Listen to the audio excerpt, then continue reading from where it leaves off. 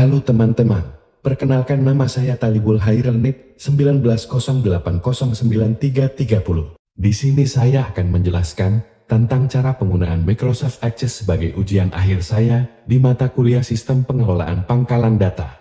Baik, langkah pertama kita buka terlebih dahulu aplikasi Microsoft Access-nya.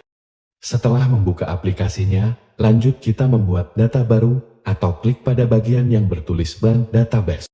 Pada blank database yang telah dibuka, terdapat file name untuk membuat nama file sesuai data yang ingin kita buat. Dan pada bagian samping kanan nama file terdapat pilihan folder penyimpanan untuk menyimpan database yang kita buat.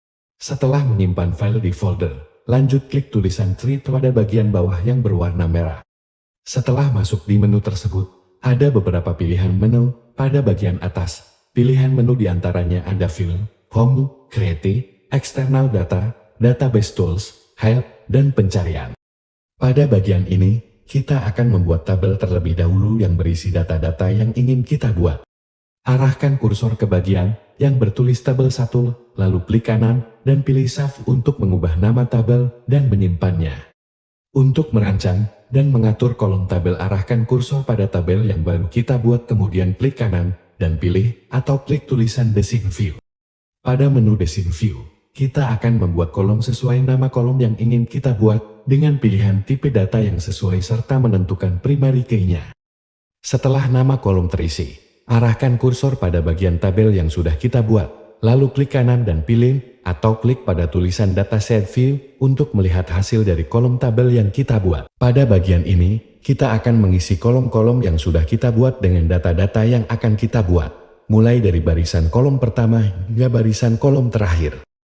Jika ingin membuat tabel baru, arahkan kursor ke tulisan Create, lalu klik dan pilih tabel pada tampilan tersebut. Setelah itu ikuti langkah-langkah pada pembuatan tabel pertama yang sudah kita buat. Setelah tabel sudah terisi dengan data-data yang kita buat, selanjutnya kita akan membuat form dengan menggunakan tabel tersebut.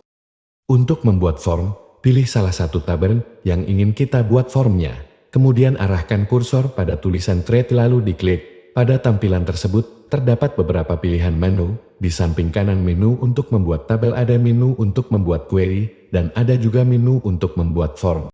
Lanjut, pada menu form, terdapat beberapa pilihan menu. Pilihlah menu form yang sesuai dengan yang kita ingin buat. Setelah itu, atur tata letak dan tambahkan fitur yang tersedia pada menu tersebut, agar tampilan form yang kita buat terlihat menarik.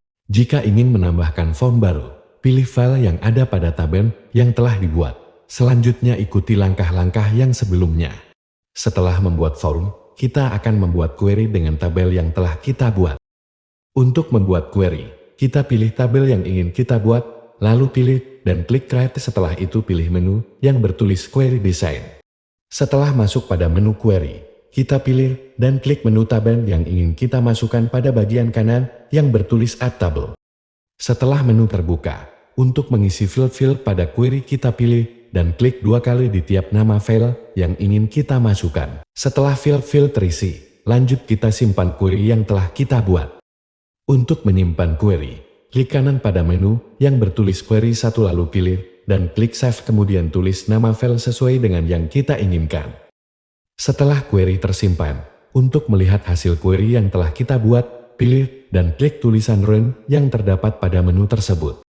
Pada menu query, terdapat berbagai macam cara pengaplikasiannya sesuai dengan kebutuhan kita. Tersedia berbagai macam pilihan menu, seperti menu sort untuk mengurutkan hasil berdasarkan nilai tertentu dalam satu kolom atau lebih.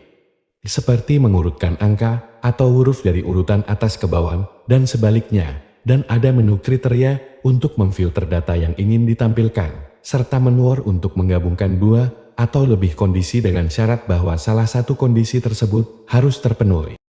Mungkin itu saja yang dapat saya jelaskan pada video kali ini, dan terima kasih atas waktunya.